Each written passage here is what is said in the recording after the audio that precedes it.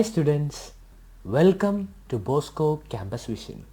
I am Clinton Clement, Assistant Professor, Department of Commerce, Dom Bosco College, Kottayam. In this lecture, we will be discussing about public sector project financing. Public sector projects are the projects or programs executed under the government regulations and managed and controlled directly by the center or state governments. Central government അല്ലെങ്കിൽ state ഗവൺമെൻറ്റിൻ്റെ മാനേജ്മെൻറ്റിൻ്റെയും കൺട്രോളിൻ്റെയും അണ്ടറിൽ government regulations പ്രകാരം നടക്കുന്ന പ്രോജക്ട്സിനെയാണ് നമ്മൾ public sector projects എന്ന് പറയുന്നത്. Such projects are financed by funds allocated through public budget. നമുക്ക് അറിയാം, എല്ലാ വർഷവും നമുക്കൊരു ഫിനാൻഷ്യൽ ബഡ്ജറ്റ് ഉണ്ടാവാറുണ്ട്. ലൈക്ക് ഗവൺമെൻറ്, സെൻട്രൽ ഗവൺമെൻറ്റിൻ്റെയും സ്റ്റേറ്റ് ഗവൺമെൻറ്റിനും അവരുടേതായ ഫിനാൻഷ്യൽ ബഡ്ജറ്റ്സ് ഉണ്ട്. അപ്പോൾ ഈ ബഡ്ജറ്റ് ഉള്ളിൽ നിന്നുകൊണ്ടാണ് പബ്ലിക് സെക്ടർ പ്രോജക്ട്സ് എല്ലാം തന്നെ ഫംഗ്ഷൻ ചെയ്യുന്നത്. ഈ ഒരു പബ്ലിക് സെക്ടർ പ്രോജക്റ്റിന് ആവശ്യകരമായ ഫണ്ട് കണ്ടെത്തുന്നത് ഈ ഒരു ബഡ്ജറ്റിൽ നിന്നാണ്. അപ്പോൾ ഓരോ ബഡ്ജറ്റിലും ഇന്ന പ്രോജക്ട്സിന് ഇത്ര രൂപ വീതം മാറ്റി വെക്കും. ഈ ഒരു മാറ്റി വെക്കുന്ന എമൗണ്ട് ആണ് ഈ ഒരു പബ്ലിക് സെക്ടർ പ്രോജക്ട്സിന് യൂസ് ചെയ്യുന്നത്. The projects may be for operation of industrial, agricultural, social and commercial enterprises established for the purpose of the economic and social well-being.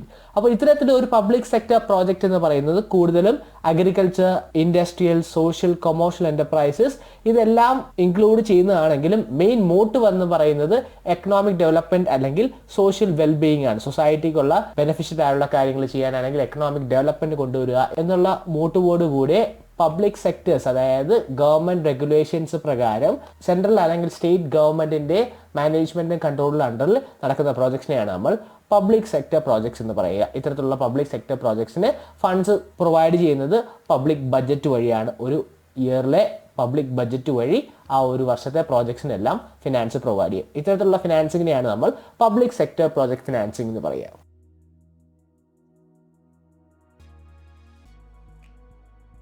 Features of public sector projects. The focus of public sector projects is social welfare and economic growth. നമ്മൾ നേരത്തെ പറഞ്ഞ പോലെ ഇത്തരത്തിലൊരു public sector project government regulation പ്രകാരം implement ചെയ്യുന്ന പ്രോജക്ട്സിൻ്റെ main focus എന്ന് പറയുന്നത് social welfare അല്ലെങ്കിൽ എക്കണോമിക് ഗ്രോത്ത് ആയിരിക്കും. സൊസൈറ്റിക്കുള്ള എന്തെങ്കിലും ബെനിഫിഷ്യൽ ആയിട്ടുള്ള കാര്യങ്ങൾ ചെയ്യുക അല്ലെങ്കിൽ എക്കണോമിക് ഗ്രോത്തിന് വേണ്ടിയുള്ള കാര്യങ്ങൾ ചെയ്യുക എന്നുള്ളതൊക്കെ ആയിരിക്കും പബ്ലിക് സെക്ടർ പ്രോജക്ട്സിൻ്റെ മെയിൻ ഫോക്കസ് എന്ന് പറയുന്നത്. Decision of these projects are taken with a mutual interaction and consent of the planning commission and finance minister. ഒരു ഗവൺമെന്റിന്റെ planning commission and finance minister ഇവർ രണ്ടും കൂടെ ചേർന്നുകൊണ്ടുള്ള ഇന്ററാക്ഷൻ അല്ലെങ്കിൽ മ്യൂച്വൽ ഡിസ്കഷൻസിന്റെ ഒടുവിലാണ് ഇത്തരത്തിലുള്ള പ്രോജക്ട്സ് ഡെവലപ്പ് ചെയ്യപ്പെടുന്നത്. ഒരു പബ്ലിക് സെക്ടർ പ്രോജക്റ്റ് ഡെവലപ്പ് ചെയ്യണമെങ്കിൽ അതിന് പ്ലാനിംഗ് കമ്മീഷന്റെയും ഫിനാൻസ് മിനിസ്റ്റേഴ്സിന്റെയും അപ്രൂവൽ അത്യാവശ്യമാണ്. The main function of public sector projects is facilitation, allocation and disbursement of funds and to remove market imperfections.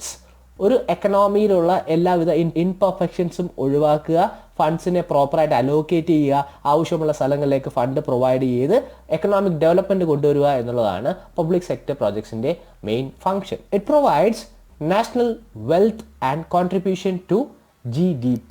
ഒരു പബ്ലിക് സെക്ടർ പ്രോജക്റ്റ് വഴി national wealth തന്നെ increase ചെയ്യാനും ഒരു കൺട്രിയുടെ gross domestic പ്രോഡക്റ്റിലേക്കുള്ള കോൺട്രിബ്യൂഷൻ GDP ഇൻക്രീസ് ചെയ്യാനുമെല്ലാം ഒരു പബ്ലിക് സെക്ടർ പ്രോജക്റ്റ് വളരെയധികം ഹെൽപ്പ് ചെയ്യും. It provides employment opportunities and helps to improve the standard of living of the society. ഒരു പബ്ലിക് സെക്ടർ പ്രോജക്റ്റ് വഴി ഒരുപാട് എംപ്ലോയ്മെന്റ് ഓപ്പർച്യൂണിറ്റീസ് ഉണ്ടാകുകയും ഈ എംപ്ലോയ്മെന്റ് ഓപ്പർച്യൂണിറ്റീസ് വഴി സൊസൈറ്റിയുടെ ലിവിംഗ് സ്റ്റാൻഡേർഡ് ഇൻക്രീസ് ചെയ്യും. അതായത് എല്ലാവർക്കും ജോലി കിട്ടുന്ന വഴി അവരുടെ ലിവിംഗ് സ്റ്റാൻഡേർഡ് ഇൻക്രീസ് ചെയ്യും എന്ന രീതിയിലേക്കുള്ള ഒരു മുന്നേറ്റമാണ് പബ്ലിക് സെക്ടർ പ്രോജക്ട്സ് കൊണ്ട് ഉദ്ദേശിക്കുന്നത്. ഒരുപാട് എംപ്ലോയ്മെന്റ് ഓപ്പർച്യൂണിറ്റീസ് കൊണ്ടുവരിക, ഈ ഓപ്പർച്യൂണിറ്റീസ് വഴി നല്ല രീതിയിൽ ജോലി എല്ലാവർക്കും കിട്ടി സൊസൈറ്റിയിൽ നല്ലൊരു ലിവിംഗ് സ്റ്റാൻഡേർഡ് കൊണ്ടുവരിക, അതുവഴി ടോട്ടൽ എക്കണോമിക് ഡെവലപ്മെന്റ് ആണ് പബ്ലിക് സെക്ടർ പ്രോജക്ട്സ് എയിം ചെയ്യുന്നത്. The main objective of public sector projects is not profit making but rendering social service.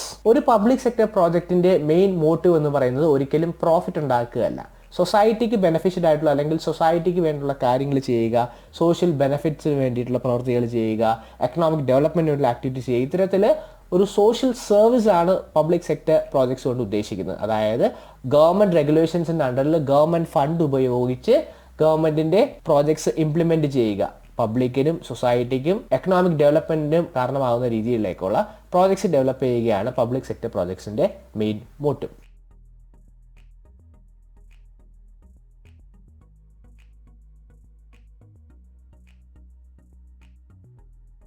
Up next, let us look into the role of tax planning in projects. ഒരു പ്രോജക്റ്റിലെ tax പ്ലാനിങ്ങിൻ്റെ importance എന്താണ്? പല രീതിയിലുള്ള tax അലവൻസസും ടാക്സുമായി relate ചെയ്ത കാര്യങ്ങളും മനസ്സിലാക്കിയാൽ മാത്രമേ ഒരു പ്രോജക്റ്റിനെ കൃത്യമായിട്ട് നമുക്ക് ഇംപ്ലിമെൻറ്റ് ചെയ്യുകയും അതുവഴി ബെനിഫിഷ്യലായി തീരാനും പറ്റും. ഇത്തരത്തിലുള്ള ടാക്സ് അലവൻസ് എന്തൊക്കെയാണ് എന്നാണ് നമ്മൾ നോക്കാൻ പോകുന്നത്. At first, depreciation allowances. Company can deduct depreciation on assets at original cost throughout the lifespan. The unabsorbed depreciation can be carried forward immediately and set off against future profits. Depreciation allowance എന്ന് ഉദ്ദേശിക്കുന്നത് നമ്മുടെ അസറ്റ്സിനുണ്ടാവുന്ന depreciation നമുക്ക് പ്രോഫിറ്റിൽ നിന്നും deduct ചെയ്യാൻ പറ്റുന്ന ഒരു allowance ആണ്. നമ്മുടെ അസറ്റ്സിനുണ്ടാവുന്ന ഡിപ്രീസിയേഷൻ പ്രോഫിറ്റിൽ നിന്നും കുറച്ച് കാണിക്കുകയും അതുവഴി ടാക്സ് കുറയ്ക്കാനുമായിട്ട് നമുക്ക് സാധിക്കുന്ന ഒരു അലവൻസ് ആണ്. ഒരു വർഷത്തെ ഡിപ്രീസിയേഷൻ നമ്മൾ കാണിച്ചിട്ടില്ല എന്നുണ്ടെങ്കിൽ അടുത്ത വർഷത്തെ പ്രോഫിറ്റിലേക്ക് നമുക്കത് സെറ്റ് ഓഫ് ചെയ്ത് കാണിക്കാവുന്നതാണ്. അപ്പോൾ ഡിപ്രീസിയേഷൻ അലവൻസ് നമുക്ക് ടാക്സ് പ്ലാനിങ്ങിൻ്റെ അകത്ത് ഇമ്പോർട്ടൻ്റ് ആയിട്ടൊരു അലവൻസ് ആണ്. Statutory tax concession. Some tax concession in the form of tax holiday to the new industrial undertakings, concession for newly set up industries in rural and backward areas are provided. ഗവൺമെൻറ്റിൻ്റെ ഭാഗത്തു നിന്നും പുതിയ projects, പുതിയ new industry undertakings അല്ലെങ്കിൽ rural ഏരിയസിലേക്കുള്ള development ആവശ്യമായ പ്രോജക്ട്സിൻ്റെ undertaking, ഇവർക്കെല്ലാം statutory ആയിട്ട് കുറച്ച് ടാക്സ് കൺസെഷൻസ് പ്രൊവൈഡ് ചെയ്യുന്നുണ്ട്. അപ്പോൾ ടാക്സ് പ്ലാനിങ് ചെയ്യുമ്പോൾ, ഒരു പ്രോജക്റ്റുമായി റിലേറ്റ് ചെയ്ത് നമ്മൾ പ്ലാൻ ചെയ്യുമ്പോൾ ഇത്തരത്തിലുള്ള കൺസെഷൻസ് കിട്ടാനുള്ള മേഖലകൾ ഏതൊക്കെയാണ് എന്ന് നോട്ടിഫൈ ചെയ്തതിന് ശേഷം പ്രോജക്റ്റിനെ കുറിച്ച് പ്ലാൻ ചെയ്യുകയാണെങ്കിൽ അത്രത്തോളം ബെനിഫിറ്റ് ഉണ്ടാവും. Tax allowances. Tax rate vary according to the nature of the project, type of organization unit and residential status of the organization undertaking the project. Tax allowances നമ്മുടെ ബിസിനസ് അല്ലെങ്കിൽ project ഏത് രീതിയിലാണോ ആ ഒരു പ്രോജക്റ്റിൻ്റെ nature അനുസരിച്ച് പല രീതിയിലുള്ള ടാക്സ് അലവൻസസ് ലഭിക്കുന്നുണ്ട്. നമ്മുടെ ഓർഗനൈസേഷൻ ഏത് ടൈപ്പിലുള്ളതാണ്, റെസിഡൻറ്റ് സ്റ്റാറ്റസ് എന്താണ്, റെസിഡൻ്റ് ആണോ നോൺ റെസിഡൻ്റ് ആണോ, ഇതെല്ലാം റിലേറ്റ് ചെയ്തുകൊണ്ട് ഒരുപാട് ടാക്സ് അലവൻസസ് ഗവൺമെൻറ് സൈഡിൽ നിന്ന് ലഭിക്കുന്നുണ്ട്. അപ്പോൾ അതനുസരിച്ച് പ്രോജക്റ്റ് പ്ലാൻ ചെയ്യുകയാണെങ്കിൽ അത്രത്തോളം ബെനിഫിഷ്യലായി നമുക്ക് യൂട്ടിലൈസ് ചെയ്യാനായിട്ട് സാധിക്കും.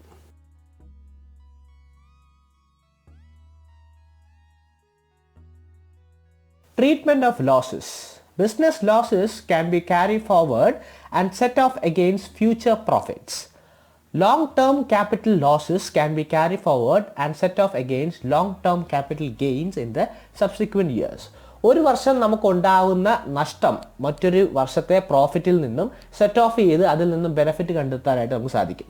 അതായത് നമുക്ക് ഒരു ലോങ് ടേം ക്യാപിറ്റൽ ലോസ് ഉണ്ടാകുകയാണ് ഒരു വർഷം, അടുത്ത വർഷം ആ ഒരു സെയിം കാറ്റഗറി, അതായത് ലോങ് ടേം ക്യാപിറ്റൽ എന്ന രീതിയിൽ നമുക്ക് ഗെയിൻ ഉണ്ടാവുകയാണെങ്കിൽ ആ വർഷം അതിന് ടാക്സ് പേ ചെയ്യുമ്പോൾ കഴിഞ്ഞ വർഷം ഉണ്ടായ ലോസ് നമുക്ക് അതിൽ നിന്നും ഡിഡക്റ്റ് ചെയ്തതിന് ശേഷം അതിനുള്ള ബാക്കി എമൗണ്ട് മാത്രം നമുക്ക് എന്തടച്ചാൽ മതി, ടാക്സ് അടച്ചാൽ മതി. അപ്പോൾ ഇത്തരത്തിൽ നമുക്ക് ഉണ്ടാകുന്ന ലോസ്, ഒരു വർഷം ഉണ്ടാകുന്ന ലോസ് അടുത്ത വർഷത്തെ ഗെയിനിൽ നിന്നും സെറ്റ് ഓഫ് ചെയ്ത് നമുക്ക് ടാക്സ് ബെനിഫിറ്റ് അവൈൽ ചെയ്യാവുന്നതാണ്.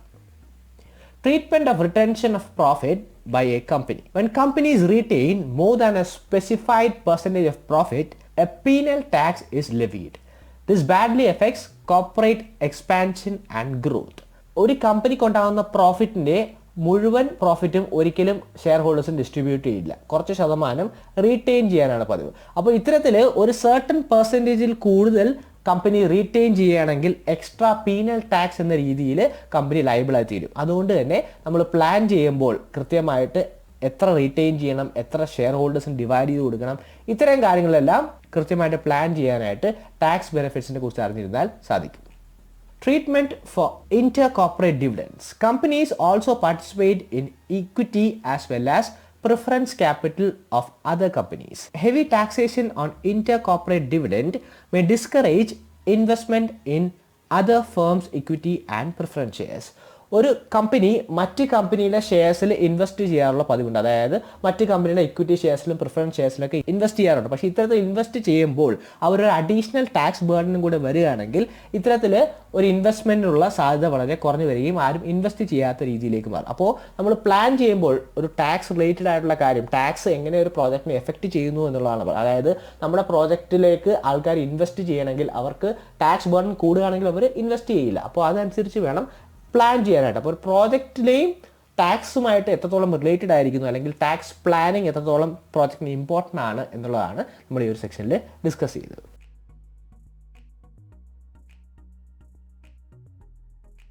അപ്പോൾ ഇന്നത്തെ ക്ലാസ്സിൽ നമ്മൾ പബ്ലിക് സെക്ടർ പ്രോജക്റ്റ് ഫിനാൻസിങ്ങിനെ കുറിച്ചും ടാക്സ് പ്ലാനിങ് ഇൻ പ്രോജക്ട്സിനെ കുറിച്ചാണ് ഡിസ്കസ് ചെയ്തത്. ഗവൺമെൻറ് റെഗുലേഷൻസ് അനുസരിച്ച് സെൻട്രൽ ഗവൺമെൻറ് അല്ലെങ്കിൽ സ്റ്റേറ്റ് ഗവൺമെൻറ് അണ്ടറിൽ കൺട്രോളിൽ നടക്കുന്ന പ്രോജക്ട്സിനെയാണ് നമ്മൾ പബ്ലിക് സെക്ടർ പ്രോജക്ട്സ് എന്ന് പറയുന്നത്. ഫിനാൻഷ്യൽ ബഡ്ജറ്റ് അനുസരിച്ച് അതിനോടുകൂടി ചെയ്തേക്കുന്ന ഫണ്ട് യൂസ് ചെയ്തുകൊണ്ട് ഫംഗ്ഷൻ ചെയ്യുന്നതാണ് പബ്ലിക് സെക്ടർ പ്രോജക്റ്റ് ഫിനാൻസിങ് എന്ന് പറയുന്നത്.